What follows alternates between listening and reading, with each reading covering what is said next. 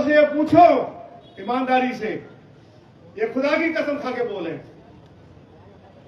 अरे आप कोर्ट में गए तो क्या आपका विश्वास रामवीर सिंह विधूड़ी से उठ गया? क्या कोर्ट में जाने से पहले मुझे मेरे पास आना चाहिए था या नहीं आना चाहिए था? क्या आवश्यकता थी तुमको कोर्ट में जाने की? यदि किसी के पास मसल पावर है, मनी पावर है, किसी गरीब गुरबा के प्लॉट पर कोई कब्जा करेगा, उसकी खैर नहीं होगी इलाके में। उसकी जगह बदरपुर विधानसभा क्षेत्र में नहीं होगी। वो जोन दिल्ली के 4 लोकसभा क्षेत्रों में है और लगभग 8 विधानसभा क्षेत्रों में है। और केवल हम बदरपुर विधानसभा क्षेत्र में जो हमारी कॉलोनियां वो जोन में बताई गई है, केवल हम उन्हीं की लड़ाई नहीं लड़ रहे। दिल्ली भर में जहां जहां ओ जोन लगा है, उस ओ जोन को हटाने की बात कर रहे हैं। अब दूसरी बात है, बहुत हवा क्षेत्र में उत्पन्न किया जा रहा है ओ जोन के नाम पर। अरे हमारे क्षेत्र में ओ जोन है तो 6 लेन का हाईवे बना नहीं बना? बोलो ना जरा। पीएनजी गैस लाइन डल रही है नहीं डल रही है? विकास के कार्य हो रहे हैं या नहीं हो रहे हैं? उस्ता रोड बन रहा है या नहीं बन रहा है? स्कूल बना नहीं बना? आप मुझे बताओ तो सही, कौन सा कार्य नहीं हो रहा है? आपके क्षेत्र में ट्यूबवेल लगे ही नहीं लगे? मकान तो बना गए हैं, लेकिन कई बार नफीस कुरैशी साहब आप भी आए थे,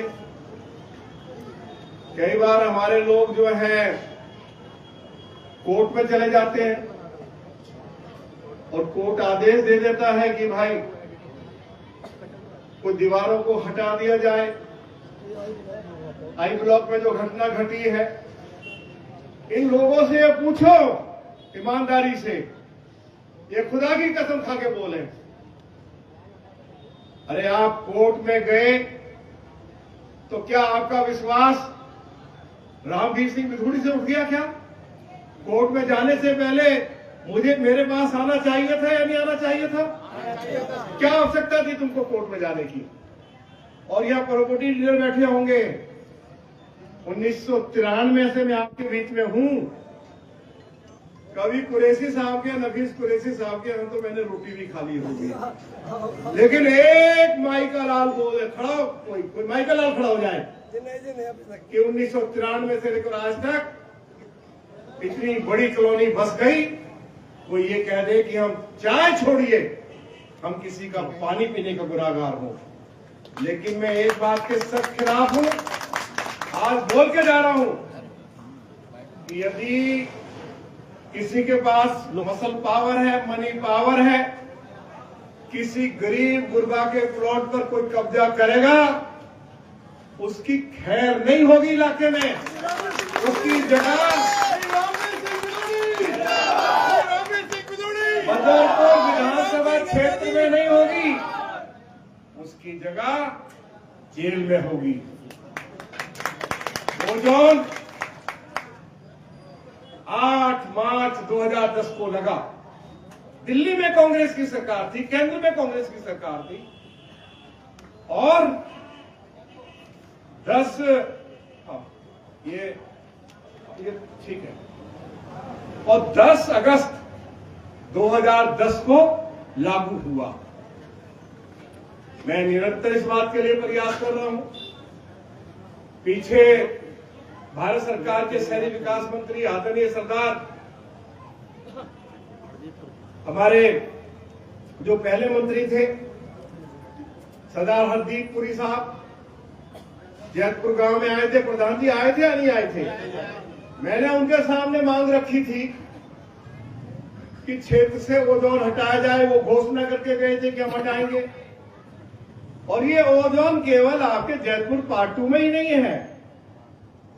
आप मुझे बताइए, जैसे नेताजी ने कहा मदनपुर खादर एक्सटेंशन, मदनपुर खादर पुनर्वास कॉलोनी, वो तो मेरे क्षेत्र में नहीं है, पुनर्वास बस्ती है, वो डीडीए ने बसाई है।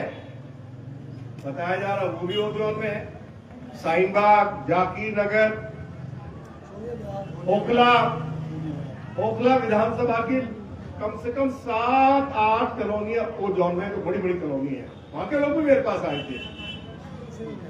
ओजोन दिल्ली के 4 लोकसभा क्षेत्रों में है और लगभग 8 विधानसभा क्षेत्रों में है।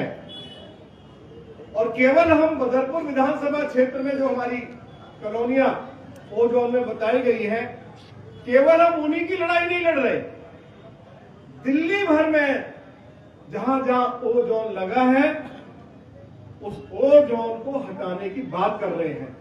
अभी हाल ही में 16 अप्रैल को मैं दिल्ली के 7 एमपीओ के साथ मैं भारत सरकार के मंत्री आदरणीय श्री मनोहर लाल खट्टर जी को जाकर मिला था और हमने उनसे आग्रह किया, सारे अखबारों में खबर छपी है कि भाई दिल्ली में जहां गलती से ओजोन लग गया है उसको हटाया जाए। उन्होंने हमारी बात सुनी है, उन्होंने हमें आश्वासन दिया है कि हम जरूर, ये गंभीर मामला है, इसके ऊपर हम लोग विचार करेंगे। उनसे भी हमने भेंट की है। आवश्यकता होगी जब देश की पार्लियामेंट चलेगी, पार्लियामेंट के अंदर भी मुद्दा उठाने की आवश्यकता होगी तो वहां भी उठाएंगे। एक बात मैं और कहना चाहता हूं कि आई ब्लॉक है, क्या है नबीश पटेल साहब, आपने बताया कुछ गरीब लोगों के विचारों की बाउंड्रियां तोड़ दी गई, कुछ मकान भी तोड़े गए हैं। मैं आज इस मंच से कह रहा हूं, अगर मुझे जो जानकारी आ रही है, यदि वह जमीन जो गरीबों की जमीन है, जो जमीन प्रॉपर्टी डीलर्स से खरीदी गई और प्रॉपर्टी डीलर्स के बारे में मुझे बताया गया है कि उनके पास विल भी है, रजिस्टर्ड विल है, रजिस्टर्ड एग्रीमेंट है और उन्होंने पैसा देकर किसान से जमीन खरीदी है। यदि गरीबों की दीवारें तोड़कर कोई व्यक्ति चाहे कितना भी ताकतवर हो, यदि उस जमीन के टुकड़े पर कोई कब्जा करने की कोशिश करेगा तो मैं आज रात के समय में ऐलान कर रहा हूं कि उसकी खैर नहीं होगी। जिन लोगों की, आप जिन लोगों ने जमीन खरीदी है, मैंने मंगल प्रधान जी बैठे हैं, कहा मंगल प्रधान जी, मैंने आपको बोला कि आप कागज लेकर आओ मेरे पास, बोला नहीं बोला, कब लाओगे? ले आएंगे, जल्दी ले आएंगे। कहां? लंदन से आ रहे, कहां से आ रहे? हाँ, लेके आइए। और चाहे उनकी दीवारें तोड़ दी गई है और मुझे बताया गया कि कोर्ट के आदेश से तोड़ी गई, ये नेताजी मेरी और आपकी ड्यूटी बन जाती है। जिस गरीब आदमी ने अपनी मेहनत की कमाई से छोटा छोटा जमीन का टुकड़ा खरीदा है, जमीन सरकारी नहीं है, जमीन किसान की थी, यदि उस जमीन पर कोई साजिश करके कोई कब्जा करना चाहता है तो रामवीर सिंह विधोड़ी जब तक जीवित है, इसको नोट करो कागज पर, किसी को मैं ये कार्य नहीं करने दूंगा। लिखो इसको, नोट करो इसको। और जरा मैं उन लोगों से भी कहना चाहता हूं, अरे भैया तुम्हारा घर का कोर्ट रामवीर सिंह विधोड़ी है, तो मुझे मेरे पास ही आ जाते थे, काहे को गए थे भाई? मुझे तो समझ ही नहीं आती। और जब मेरे पास आए मुझे बताया भी नहीं कि कोर्ट का ऑर्डर आ गया। मैंने अधिकारियों से बात की तो अभी सब कुछ मुझे समझ में आ गया है। देखो मेरी जानकारी में ये भी आया है कुरैशी साहब कि कोई 700-800 के जमीन पर भी कोई 4 दीवारी हुई है, कुछ गरीब लोगों के प्लॉट पर कब्जा हुआ है। देखो भाई सुन लो कान खोल के, मेरे विधायक रहते हुए, पार्लियामेंट का मेंबर रहते हुए कभी ये काम मैंने होने नहीं दिया। और यदि इस तरह का कारोबार क्षेत्र में चलेगा, आज रामवीर सिंह धुड़ी उस मालिक की सौगंध खाता है कि मैं इस तरह का अन्याय, इस तरह की नाइंसाफी किसी गरीब आदमी के साथ किसी को भी करने की इजाजत नहीं दूंगा, चाहे जो हो जाए। तो इसमें मेरी नीति बड़ी स्पष्ट है। लोग हल्ला डाल रहे हैं, ये आपके मकान टूट जाएंगे। अरे आपको लगता है रामवीर सिंह धुड़ी के रहते हुए कोई आपके मकान को हाथ लगा देगा? बोलो ना जरा ईमानदारी, बोलो ना। नहीं लगाया, कोई नहीं लगाया। अभी तो रामवीर सिंह धुड़ी 3 साल है ना, उसके बाद ठीक है मैं चुनावी राजनीति से अलग हो जाऊंगा, लेकिन सब कुछ ठीक ठाक करके जाऊंगा। ये लोग कर लीजिए सब कुछ। धन्यवाद करते हैं, धन्यवाद तो बोल दो, शुक्रिया तो बोल दो। धन्यवाद मैं अपनी राजनीति की आखिरी पारी खेल रहा हूं और इस आखिरी पारी में मैं अपने माथे पर कालिक नहीं लगने देने वाला हूं। और मैं 56 साल से राजनीति में हूं। मैंने विकास की राजनीति की है, मैंने भाईचारे की राजनीति की है, मैंने सभी को सम्मान और इज्जत देने की राजनीति की है। और जब जब मैं एमएलए रहा, कभी मेरे समय में तोड़फोड़ हुई नहीं। और ये जो आई ब्लॉक में हुई भी है, मैं आज स्पष्ट करना चाहता हूं कि इन लोगों ने कोर्ट में नहीं जाना चाहिए था। अरे मैं बैठा हूं, मैं कौन तुम्हारी दीवार को हाथ लगा रहा हूं? बैठा हूं मैं। आपने भगाया जी, उस पर शुक्ला के टाइम में तो भगाया। कृपया करके जो पुरानी जो हमारी, आप देखिए अभी आप कम से कम, मैं लोगों से कह के जा रहा हूं, मैं कोई झूठी मूठी बात करता नहीं, मेरा कोई निजी स्वार्थ नहीं। मेरा निजी स्वार्थ है कि लोग सुकून के साथ रह सकें, लोगों को सभी बेसिक एमिनिटी जो सुविधाएं दिल्ली में अमीर लोगों को उपलब्ध हैं, ऐसी सभी सुविधाएं हमारे क्षेत्रवासियों को भी हम सरकार से दिलवा सके। तो मेरा ये 1 पॉइंट प्रोग्राम है और उसमें श्री राम सिंह नेताजी का भरपूर सहयोग क्षेत्रवासियों को निरंतर मिलता रहता है। लेकिन मैं एक आग्रह करके जा रहा हूं कि जब तक मास्टर प्लान जल्दी आएगा, हमने प्रयास किया, देखते हैं कि मास्टर प्लान क्या, उसके बारे में क्या कहता है। लेकिन मैं आपसे एक आग्रह करके जा रहा हूं, पहले ये जो उनकी बात है, इसका जरा थोड़ा सा फैसला हो जाने दीजिए।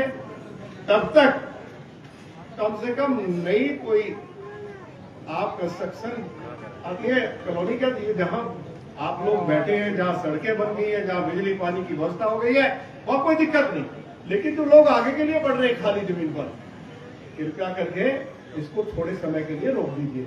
मैं बहुत स्पष्ट कह के जा रहा हूं, अंदर की गारंटी करके जा रहा हूं। जो कहते हैं ना कॉलोनियां टूट जाएंगी, ऐसे कॉलोनी टूट जाएंगे क्या? लोगों ने कोई सरकारी जमीन पर कब्जा करके अपना घर बनाया है, किसान को पैसा देकर अपना घर बनाया है, उसकी मेहनत की कमाई है, उस पैसे से अपना घर बनाया है। और यदि आज हम पार्लियामेंट के मेंबर हैं, आप सब लोगों की बदौलत है, हम अपने लोगों का किसी कीमत पर भी नुकसान नहीं होने देंगे, चाहे उसके लिए कितनी से कितनी बड़ी